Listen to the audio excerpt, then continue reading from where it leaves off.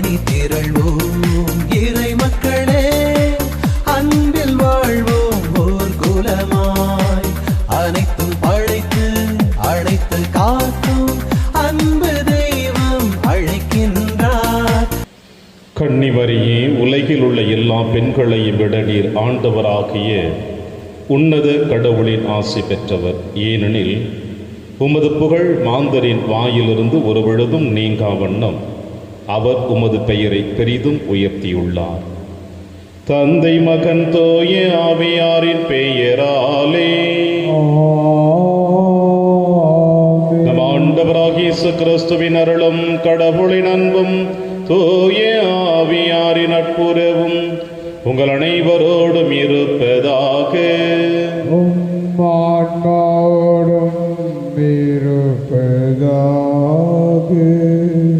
அவர் கரையில் இறங்கிய பொழுது பெரும் திரளான மக்களை கண்டார். அவர்கள் ஆயரில்லா ஆடுகளைப் போல் இருந்ததால் அவர்கள் மீது பரிவு கொண்டு அவர்களுக்கு பலவற்றை கற்பித்தார். கிறிஸ்து-இயேசுவில் எனக்கு பிரியமான அன்புமிக்க சகோதர சகோதரிகளே, மாதத்தின் முதல் சனிக்கிழமை அன்னை மரியாளுக்கு ஒப்பு கொடுக்கப்பட்ட நாள்.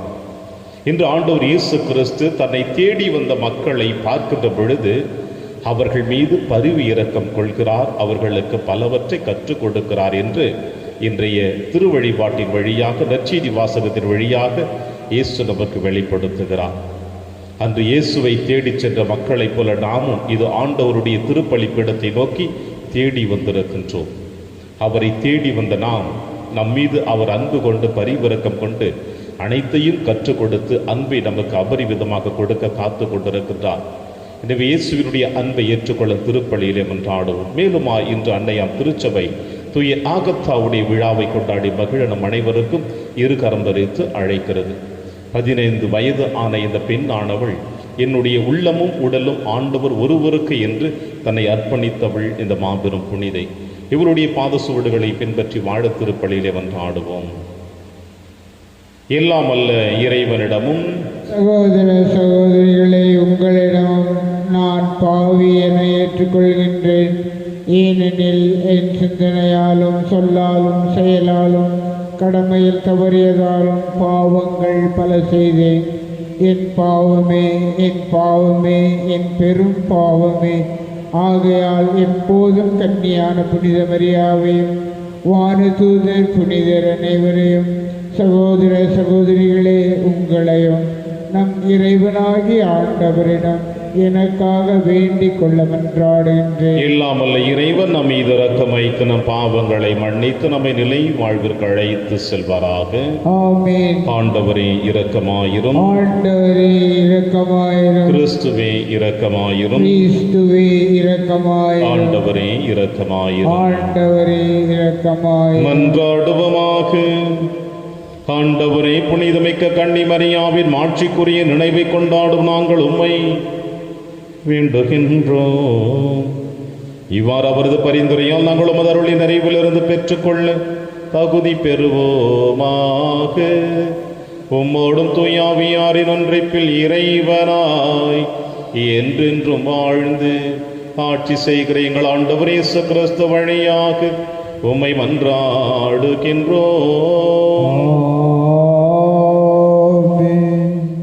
மக்களுக்கு நீதி வழங்க ஞானத்தை எனக்கு தந்திரலும் என சாலமோன் ஜெபித்தார்.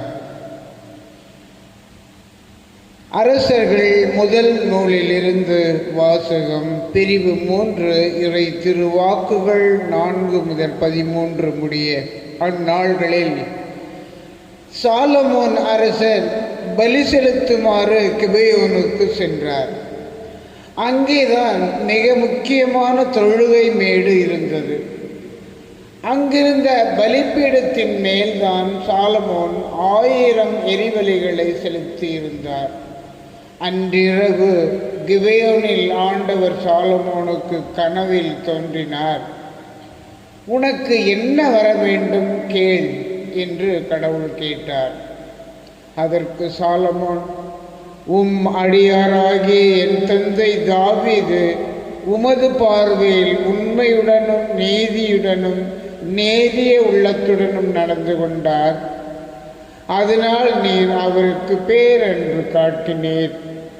அந்த பேரன்பை அவருக்கு என்றும் காட்டி வந்து இன்று அவரது அரியணையில் வீற்றிருக்கும் மகனை அவருக்கு தந்தீர்.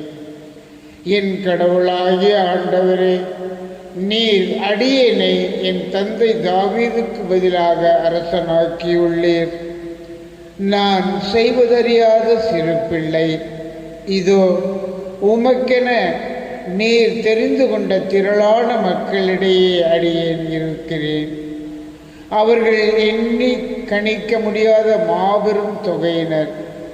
எனவே மக்களுக்கு நீதி வழங்கவும் நன்மை தீமை பகுத்தறியவும் தேவையான ஞானம் நிறைந்த உள்ளத்தை அடியேனுக்கு தந்தருளும்.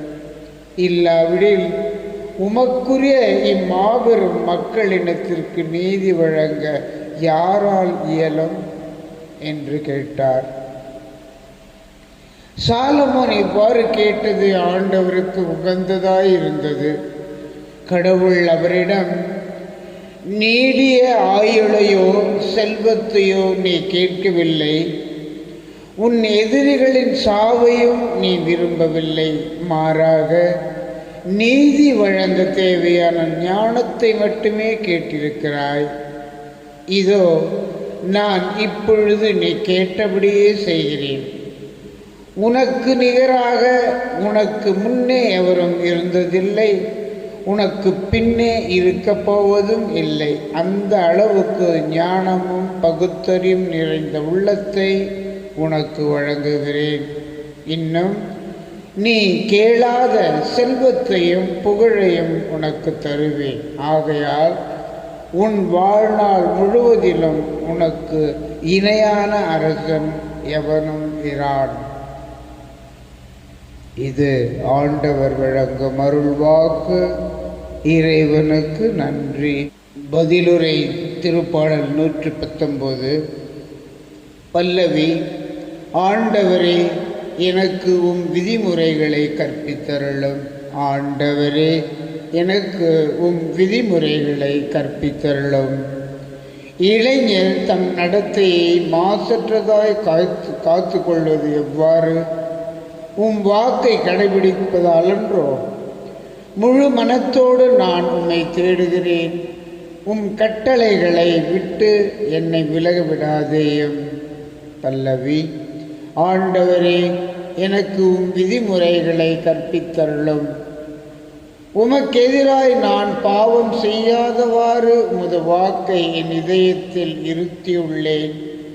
ஆண்டவரே, நீர் போற்றுதற்கு உரியவர். எனக்கு உம் விதிமுறைகளை கற்பித்தருளும். பல்லவி. ஆண்டவரே, எனக்கு உம் விதிமுறைகளை கற்பித்தருளும். உம் வாய் நின்று வரும் நீதி தீர்ப்புகளை எல்லாம் என் இதழால் எடுத்துரைக்கின்றேன். பெரும் செல்வத்தில் மகிழ்ச்சி அடைவது போல் நான் உம் ஒழுங்குமுறைகளின்படி நடப்பதில் மகிழ்ச்சியுறுகின்றேன். பல்லவி. ஆண்டவரே, எனக்கு உம் விதிமுறைகளை கற்பித்தருளும். வாழ்த்துளி. அல்லேலுயா, அல்லேலுயா. என் ஆடுகள் எனது குரலுக்கு செவிசாய்க்கின்றன. எனக்கும் அவற்றை தெரியும், அவையும் என் பின் தொடர்கின்றன என்கிறார் ஆண்டவர். அல்லேலுயா. ஆண்டவர் உங்களோடு இருப்பாராக. உம் ஆன்மாவோடும் இருப்பாராக. துயமார்க்கு எழுதிய பரிசுத்த நற்செய்தியிலிருந்து வாசகம். ஆண்டவரே, மாட்சி உமக்கே. திருத்துதர்கள் இயேசுவிடம் வந்து கூடி தாங்கள் செய்தவை கற்பித்தவை எல்லாம் அவருக்கு தெரிவித்தார்கள். அவர் அவர்களிடம், நீங்கள் பாலை நிலத்தில் உள்ள தனிமையான ஒரு இடத்திற்கு சென்று சற்று ஓய்வெடுங்கள் என்றார். ஏனெனில் பலர் வருவதும் போவதுமாயிருந்ததால் உண்பதற்கு கூட அவர்களுக்கு நேரம் கிடைக்கவில்லை. அவ்வாறே அவர்கள் படகேறி பாலை நிலத்தில் உள்ள தனிமையான ஒரு இடத்திற்கு சென்றார்கள். அவர்கள் புறப்பட்டு போவதை மக்கள் பார்த்தார்கள். பலர் அவர்களை இன்னார் என்று தெரிந்து கொண்டு எல்லா நகர்களிலிருந்தும் கால்நடையாகவே கூட்டம் கூட்டமாய் ஓடி அவர்களுக்கு முன் அங்கு வந்து சேர்ந்தனர். அவர் கரையில் இறங்கிய பொழுது பெரும் திரளான மக்களை கண்டார். அவர்கள் ஆயரில்லா ஆடுகளைப் போல் இருந்ததால் அவர்கள் மீது பரிவு கொண்டு அவர்களுக்கு பலவற்றை கற்பித்தார். ஆண்டவரின் அருள்வாக்கு. கிறிஸ்துவே உமக்கு புகழ்.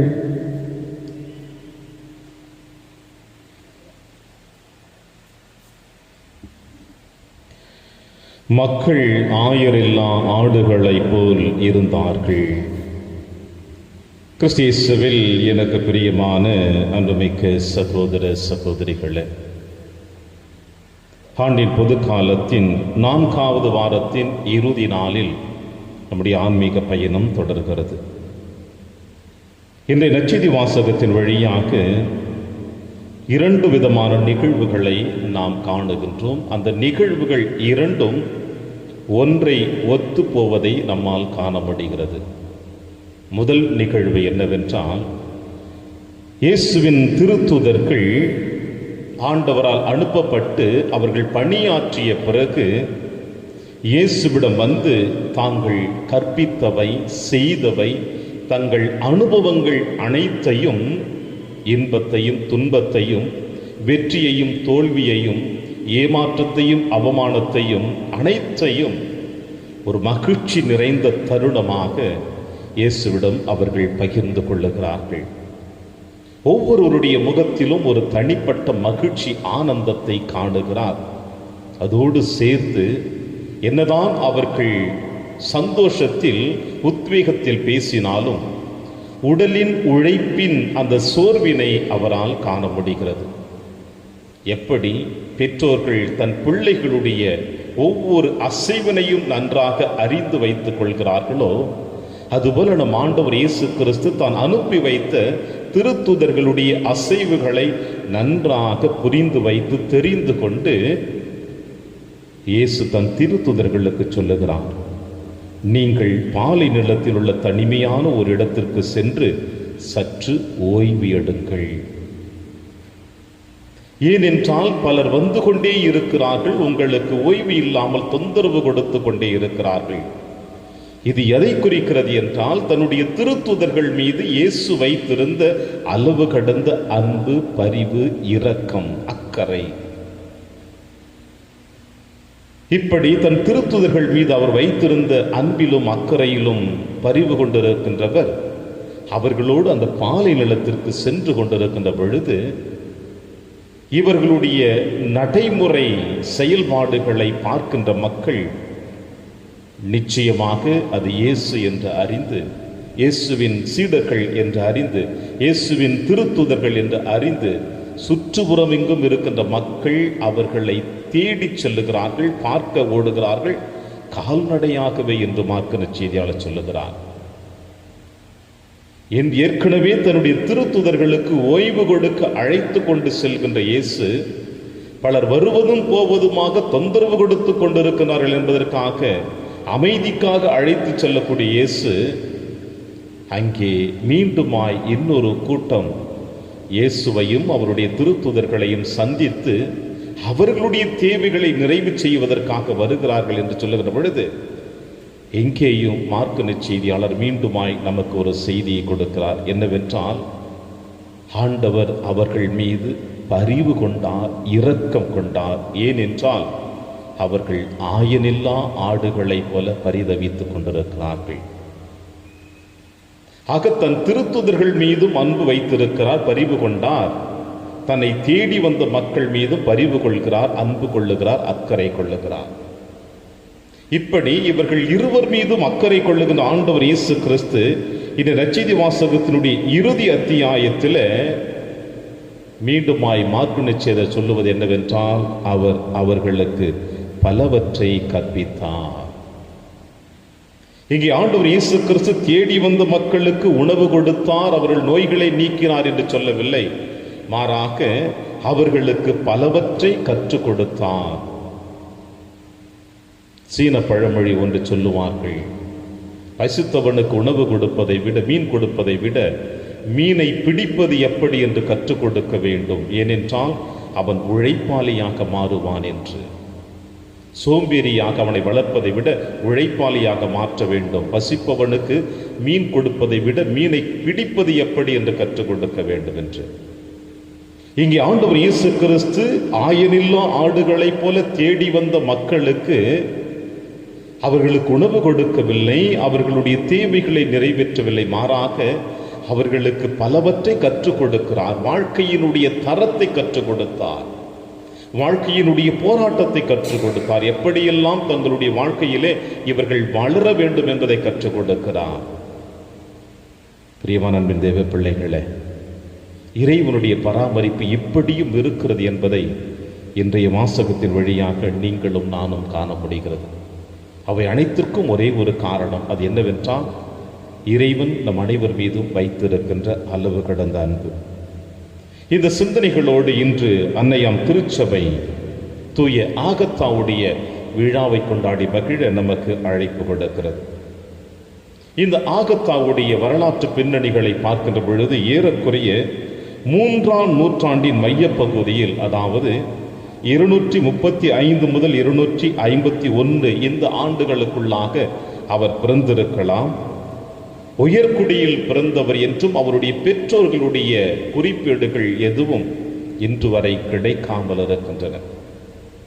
ஆனால் ரோமை ஆட்சி காலத்திலே தன்னுடைய வாழ்நாளை கடந்து சென்ற இந்த பெண்ணானவள் மிகவும் அழகாக இருந்தாள் என்று அவருடைய வரலாற்று குறிப்பு சொல்லுகிறது. இப்படி இறைவனுக்கு தன்னை அர்ப்பணிக்க விரும்பிய இந்த பெண்ணானவள் இவளுடைய அழகை பார்த்து மயங்கி எத்தனையோ பேர் இவளை திருமணம் முடித்துக் கொள்ள கூட ஆசைப்பட்டார்கள். ஆனால்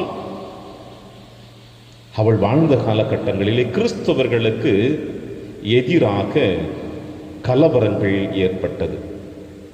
கிறிஸ்துவத்தை ஏற்றுக்கொண்டு யாரெல்லாம் ஏற்றுக்கொண்டார்களோ அவர்கள் மரண தண்டனைக்கு உள்ளாக்கப்பட்டவர்கள்.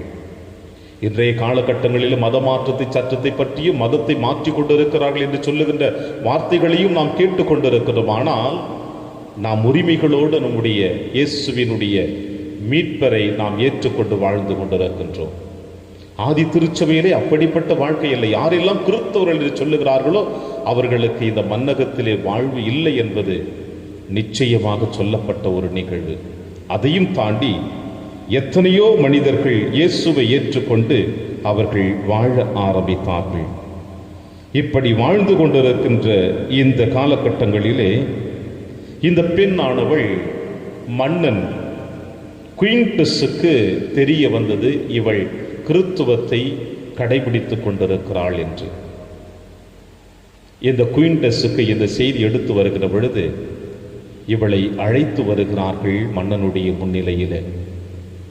அழைத்து வருகிற பொழுது மன்னன் அவளுக்கு மரண தண்டனை கொடுப்பதற்கு முன்னதாக அவளுடைய அழகிலே மயங்கி அவளை தன்னுடைய ஆசைகளுக்கு இணங்க வேண்டும் என்று விரும்பி ஆகத்தாவை தன் விருப்பத்திற்கு அழைக்கிறான். ஆகத்தா ஒரே ஒரு வார்த்தை சொல்லிவிட்டால், என் உடலும் உள்ளமும் ஆண்டவர் ஒருவருக்கு, நான் யாருக்கும் அடிபணிய மாட்டேன், யாருக்கும் என்னை தரமாட்டேன் என்று ஆணித்தரமாக சொன்னாள். மன்னன் கோபம் வெகுண்டெழுந்து இந்த பெண்மணியை மிக மிக கொடுமையான நிலைமையிலே அழைத்து சென்றான். உடல் முழுவதும் காயங்களை ஏற்படுத்தினான். அவளுடைய மார்பகங்களை காயப்படுத்தினான். கொரட்டால் காயப்படுத்தி கிழித்து எடுத்தான். அதற்கும் அவள் அஞ்சவில்லை. தைரியமாக தன்னுடைய குறிக்கோளிலும் தன்னுடைய முடிவிலும் தெளிவாக இருந்தாள். இப்படி காயத்தோடு இந்த பெண்ணானவள் சிறையில் அடைக்கப்பட்டிருக்கின்ற பொழுது சிறை கதவுகள் திறக்கப்பட்டு ஒரு முதியவர் இந்த ஆகத்தாளை நெருங்கி சென்று கொண்டிருந்தாராம். சென்று ஆகத்தாளிடம் சொன்னார், அம்மா, உன்னுடைய உடலில் இருக்கின்ற காயங்களுக்கு நான் மருந்து பூச வந்திருக்கின்றேன். தைரியமாக உன்னுடைய நோய் நீங்க நான் வந்திருக்கிறேன் என்று சொன்னாராம். அதற்கு ஆகத்தாள் சொல்லியிருக்கிறாள், என் உடலும் உள்ளமும் ஆண்டவர் ஒருவரை தவிர வேறு ஒருவரும் என்னை தொடக்கூடாது, ஆண்டவருக்கு நான் கொடுத்து விட்டேன் என்று இந்த பெண்ணானவள் சொல்லுகிற பொழுது ஆகத்தாவின் அருகிலே அந்த முதியவர் அமர்ந்து சொன்னாராம், இயேசுதான் என்னை அனுப்பி வைத்தார் உன்னிடம். நான் வயது முதிர்ந்த பேதுரு என்னை அனுப்பி வைத்தார், உன்னிடம் மருந்து தடவச் சொல்லி என்று சொன்னாராம். மகிழ்ச்சியோடு இந்த பெண்ணானவள் பேதுருவிடம் தன் உடலையும் உள்ளத்தையும் கொடுத்து அவர் தடவி கொடுத்த அந்த மருந்தின் வழியாக இந்த ஆகத்தான் குணம் பெற்றிருக்கிறாள்.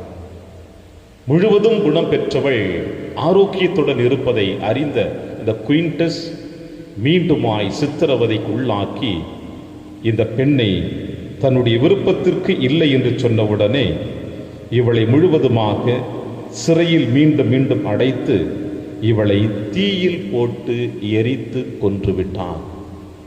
இவள் தன் உயிரை மாய்த்த தருணம் 15 வயது. இளம் வயதில் தன்னை ஆண்டவருக்கு அர்ப்பணித்த பெருமையும் இந்த புனிதைக்கு சாரும்.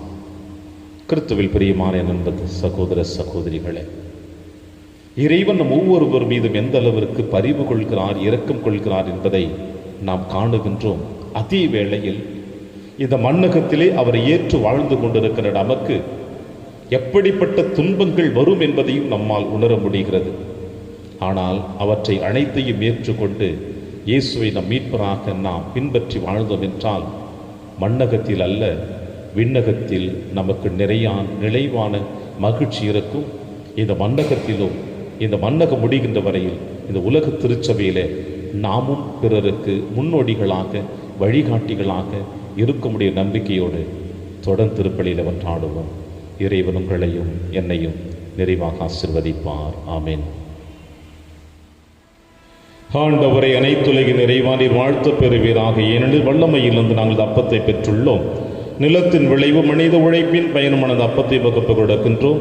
இது எங்களுக்கு வாழ்வளிக்கும் அப்பமாக மாறும். இறைவன் என்றென்றும் வாழ்த்து பெறுவாராக.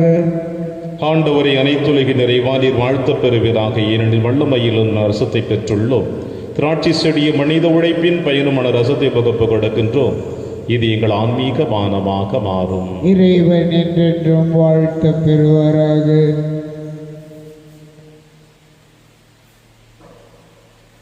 சகோதர சகோதரிகளை, என்னுடையதும் உங்களுடையதுமான இப்பலியெல்லாம் உள்ள தந்தையாக இறைவனுக்கு ஏற்றதாக்கப்பட செவியுங்கள். ஆண்டவர் தமது பெயரின் புகழ்ச்சிக்காகவும் மாட்சிக்காகவும் நமது நன்மைக்காகவும் புனித திரு அவை அனைத்தின் நலனுக்காகவும் உமது கையிலிருந்து இப்பலியை ஏற்றுக்கொள்வாராக. ஆண்டவரையும் திருமகனுடைய தாயின் நினைவு கொண்டாட்டத்தில் மகிழும் நாங்கள் உமக்கு புகழ்ச்சி பலியை ஒப்பு கொடுக்கின்றோம். இப்புனித உறவு பரிமாற்றத்தால் எங்கள் நிலையான மீட்பு பயணத்தில் நாங்கள் முன்னேற அருள் புரிவீராக. எங்கள் ஆண்டவராகிய கிறிஸ்து வழியாக உம்மை மன்றாடுகின்றோம். ஆண்டவர்களோடு இருப்பாராக. ஆன்மாவோடும் இருப்பாராக. இதயங்களை மேலே எழுப்புங்கள். ஆண்டவரிடம் எழுப்பி நம் இறைவனாகிய ஆண்டவருக்கு நன்றி கூறுவோம். அது தகுதியும் நீதியுமானது. தூயவரான தந்தையை அன்பார்ந்த மகன் இயேசு கிறிஸ்து வழியாக எந்நாளும் எவ்விடத்திலும் நாங்கள் உமக்கு நன்றி செலுத்துவது மெய்யாகவே தகுதியும் நீதியுமாகும். எங்கள் கடமையும் மீட்புக்குரிய செயலுமாகும். வார்த்தையான அவர் வழியாக அனைத்தையும் படைத்தீர். அவரையே மீட்பராகவும் ஈடேற்றுபவராகவும் எங்களுக்கு அனுப்பினீர். அவர் தூய ஆவியால் உடலெடுத்து கன்னி மரியாவிடமிருந்து பிறந்தார். அவர் உமது திருவுளத்தை நிறைவேற்றி புனித மக்களை உமக்கு பெற்றுத்தர தம் கைகளை விரித்து பாடுபட்டார். இவ்வாறு அவர் சாவை வென்று உயிர்ப்பை வெளிப்படுத்தினார். ஆகவே வானக தூதரோடு புனிதர் அனைவரோடும் சேர்ந்து நாங்கள் உமது மாட்சிமை புகழ்ந்துரைத்து முடிவின்றி ஒரே குரலாய் சொல்லுவதாவது: தூயவர் தூயவர் தூயவர், வான்படைகளின் கடவுளாம் ஆண்டவர், விண்ணகமும் மன்னகமும் உமது மாட்சியால் நிறைந்துள்ளன. உன்னதங்களிலே ஓசன்னா. ஆண்டவர் பெயரால் வருகிறவர் ஆசி பெற்றவர். உன்னதங்களிலே ஓசன்னா. ஆண்டவரே, நீர் மெய்யாகவே தூயவர், தூய்மை அனைத்திற்கு முற்றாகவே உம்முடைய ஆவியை பொழிந்து இக்காணிக்கைகளை தூய்மைப்படுத்த உம்மை வேண்டுகிறோம். இவ்வாறு எங்கள் ஆண்டவர் இயேசு கிறிஸ்துவின் உடலும் இரத்தமுமாக எங்களுக்கு இவை மாறுவனவாக. அவர் பாடுபட உளம் கணிந்து தம்மை கையளித்தபோது அப்பத்தை எடுத்து நன்றி செலுத்தி அதை பிட்டு தம் சீடருக்கு அளித்து அவர் கூறியதாவது: அனைவரும் இதிலிருந்து பெற்று உண்ணுங்கள், ஏனெனில் இது உங்களுக்காக கையளிக்கப்படும் என் உடல்.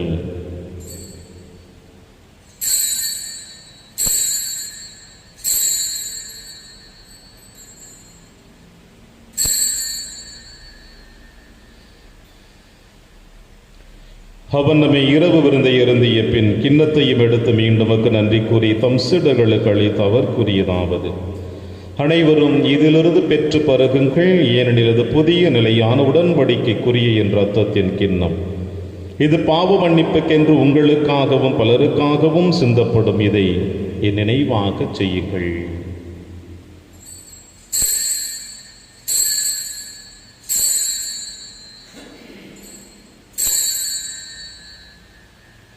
நம்பிக்கையின் மறைபொருள்.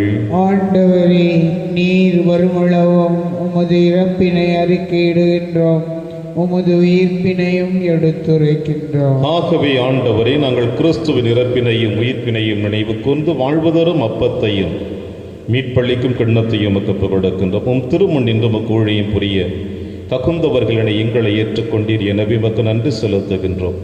மேலும் கிறிஸ்துவின் உடலிலும் இரத்தத்திலும் பங்கு கொள்ளும் எங்களை தூய ஆவியார் ஒன்று சேர்க்க வேண்டும் என உம்மை தாழ்மையுடன் மன்றாடுகிறோம். ஆண்டவரே, உலகெங்கு பரவி இருக்கும் திரு அவை நினைவு கூர்ந்தருளும். எங்கள் திருத்தந்தை பிரான்சிஸ், எங்கள் ஆயர் ஆண்டனி சுவாமி, எல்லா திருநிலையினர்களுடன் திரு அவை அன்பில் நிறைவு பெற செய்தருளும். மேலும் உயிர்த்தெழும் எதிர்நோக்குடன் துயில் கொள்ளும் எங்கள் சகோதர சகோதரிகளையும் இறந்தோர் அனைவரையும் இரக்கத்துடனே உகந்து திருமகளில் ஏற்றருளும். எங்கள் அனைவர் மீது இரக்கமாயிரும். கடவுளின் கன்னித்தாயான புனித மரியா, அவருடைய கணவரான புனித யோசேப்பு, புனித திருத்தூதர்கள், புனித பிரான்சிஸ் சேவியர், புனித கஸ்பார், இன்று நாங்கள் விழா கொண்டாடி மகிழ்ந்து கொண்டிருக்கின்ற தூய ஆகத்தா மற்றும் இவ்வுலகில் புகுந்தவராயிருந்தாகிய புனிதர் அனைவருடனும் நாங்கள் நிலைவாழ்வில் பங்கு கொள்ளும் தகுதி பெற்றுவும் திருமகன் இயேசு கிறிஸ்து வழியாக உம்மை புகழ்ந்தேத்தும் மரமுரளம் என்றாடுகின்றோம். இவர் வழியாக இவரோடு இவரில் எல்லாம் அல்ல இறைவராகிய தந்தையே,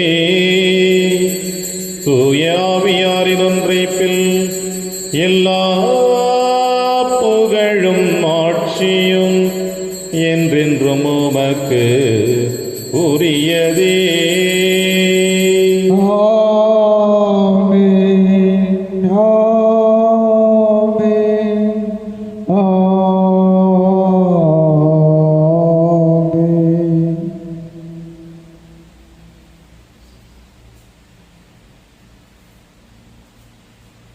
மீட்பரின் கட்டளையால் கற்பிக்கப்பட்டு இறைப்படிப்பினையால் பயிற்சி பெற்ற நாம் அனைவரும் துணிந்து சொல்வோம். விண்ணுலகில் இருக்கிற எங்கள் தந்தையே, உமது பெயர் தூயது என போற்ற பெறுக.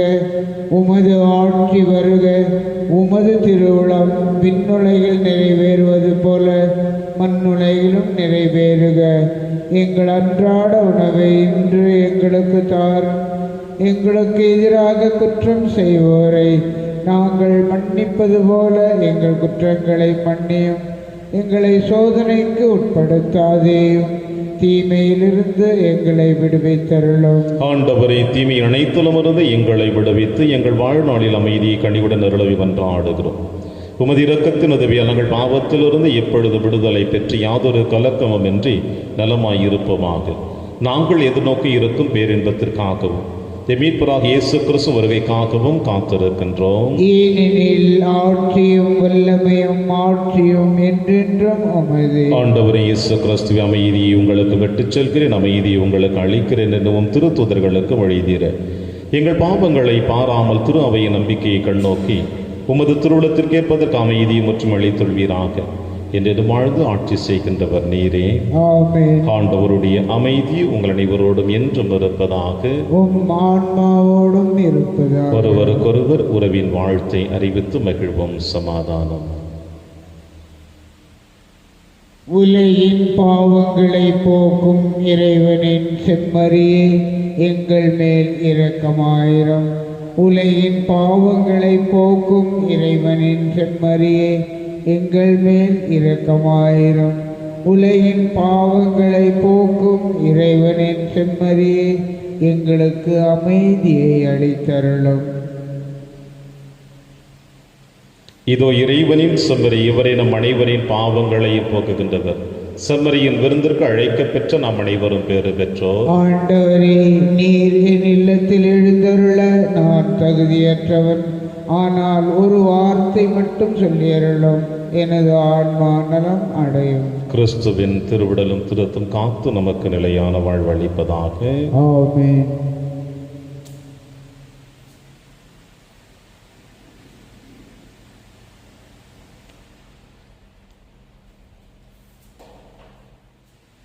கிறிஸ்துவின் ஆன்மாவே என்னை புனிதமாக்கும். கிறிஸ்துவின் திருவுடலே என்னை மீட்டருளும். கிறிஸ்துவின் திரு இரத்தமே எனக்கு எழுச்சியூட்டும். கிறிஸ்துவின் விழாவின் தண்ணீரே என்னை கழுவிடுமே. கிறிஸ்துவின் பாடுகளே என்னை தேற்றிடுமே. ஓ நல்ல இயேசுவே, எனக்கு செவிசாயும். உம் திருக்காயங்களுள் என்னை மறைத்தருளும். உம்மிடமிருந்து என்னை பிரிய விடாதேயும். தீய பகையிடமிருந்து என்னை காத்தருளும். எனது இறப்பின் வேளையில் என்னை அழைத்தருளும். உம்மிடம் வர எனக்கு கட்டளையிட்டருளும். புனிதர்களோடு எக்காலமும் உம்மை புகழ செய்யும். ஆமென். எல்லா தலைமுறையினரும் என்னை பேறு பெற்றவர் என்பர், ஏனெனில் கடவுள் அடிமையின் தாழ்நிலையை கண்ணோக்கினார். ஆண்டவரே, விண்ண குணவால் ஊட்டம் பெற்றுள்ள நாங்கள் உம்மை கெஞ்சி வேண்டுகின்றோம். அருள்மிகு கண்ணியெடுப்பிருந்த உம் திருமகனை வரலாடையாளத்தின் வழியாக நாங்கள் உட்கொண்டது போல, அதனால் எங்கள் சொற்களாலும் அவரை அறிவிக்கவும் செயல்களால் அவரை பற்றி கொள்ளவும் அருள்வீராக. எங்கள் ஆண்டவராகிய கிறிஸ்து வழியாக உம்மை மன்றாடுகின்றோம். ஆண்டவர் உங்களோடு இருப்பாராக.